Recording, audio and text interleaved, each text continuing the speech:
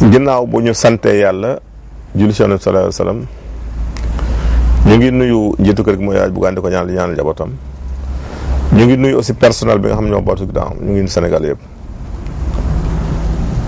maa ngi nuyu aussi suñu mbokku Modou yi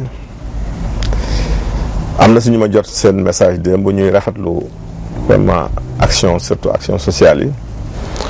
kon loolu ñu ngi koy rafetlu parce que loolu day wane rek quand même nit ñaa ngi bàyyi xel bu baax a baax si li ñuy def ñu koy dellu di sant yàlla ay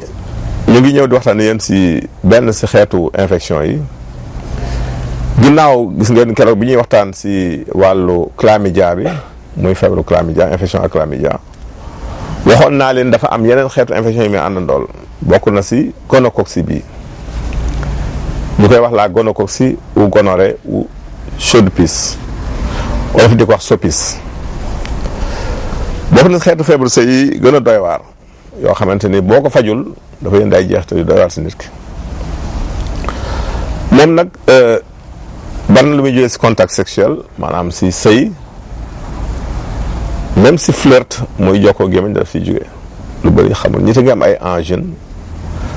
te bari na si angine yoo xamante ni lii ma koy sabab muy infection bi microbe bi ñu koy wax le Neisseria gonorrhea mooy xeetu microbe bi koy joxe mu nekk xeetu infection bu doy waar nag ndax bu dee ku góor ki la 3 ba 4 fan ginnaaw bi nga jokkoo di nga sentir ay brûlure ay lakk-lakk booy saw noonu lay commencé wala booy saw muy tàng boo ko fajul soo xaaleeg moom ba demaatee 3 wala 4 fan si kanam doo gis boo saw muy def puce lu mel ni dëtt di génn ànd ak saw bi lu doy waar la loolu doy waar lu doy waar la moo tax ñu tudd ko blénorragie puce lay wane de maanaam saw bu ànd ak dëtt mooy blénorragie moo tax ñu tuddee ko tur woowu blénorragie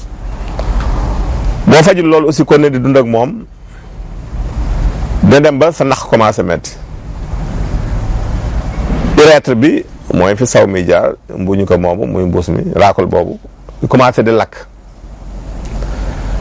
dem ba si dina laal épididyme bi nay laal canal déférent bi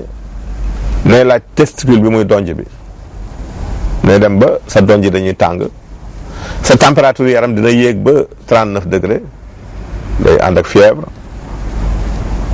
ba noppi naq bi di metti yooyu bu ko góor sentiré na xam ni xeetu infection bi ñu am blénorragie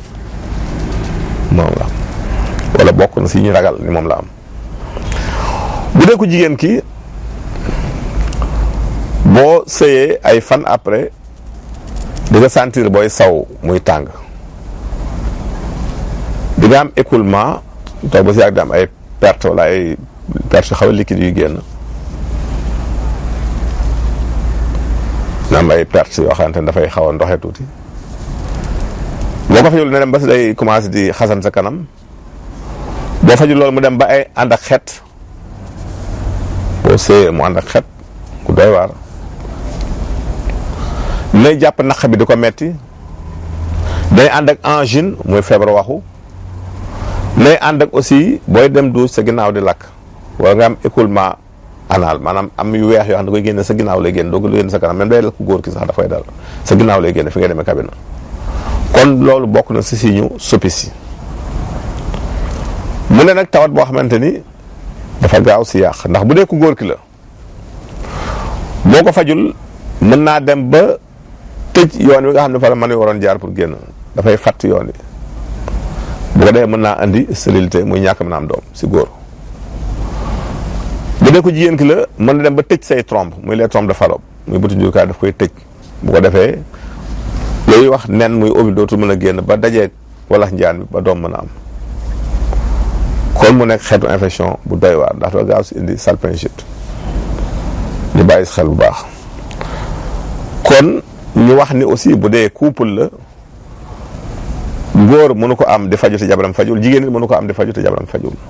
bu dee ko yor ñaari soxna it wala ñett wala ñeent suy faju na yóbbaale ñeneen soxna yi ñu fajuwaale ndax boo ko deful du jëriñ dara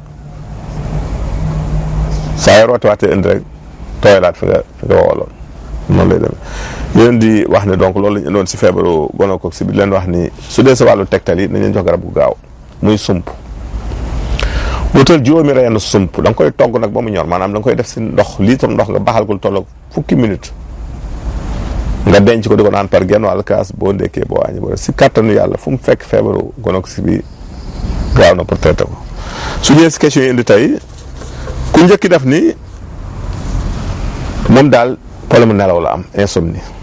waaw day tëdd daal di wëlbatiku wala mu nelaw ba 2 heures du matin 3 heures mu yeewu dootul mënatee nelaw. nay éviter les excitants la nuit maanaam wàññil attaay jeeg café geeg ñoom seen guddi gi ak lu am agrumes yi maanaam ay limog yu mel noonu lu am vitamine C nga wàññi ko guddi gi wala même médicament yi ngay jël na nga ko xoolaat bu amee vitamine C nga wàññi ko. te nag di wut lem saa yooyu tëdd guddi nga jël benn kudu lem nga naan benn. ñaareel bi nga wut xobu karasol booy tëdd wutal ñetti xob rek baxal ko si genn wàll kaas ndox juróomi min nga segg ko naan wala nga wut citronnelle boo amee citronnelle bi da ngay wut sa loxo ba mu fees nga def si kaas ndox bu tàng bàyyi mu set nga naan ko bala ngay tëdd loolu boo ko def si kàttanu yàlla di nga nelaw.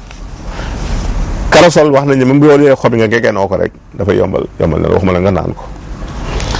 ñaareel question bi kii daal deen daf ni daal dafa bëgg lu yokku kàttan daal den si reen la ko bëgg daal la jox loo xamante ni lu am solo la muy reenu keng doomee reenu keng reenu bàccoor reenu sump boo amee sump keng bàccoor bu nekk ñetti reen rek nga baxal ko si litre ndox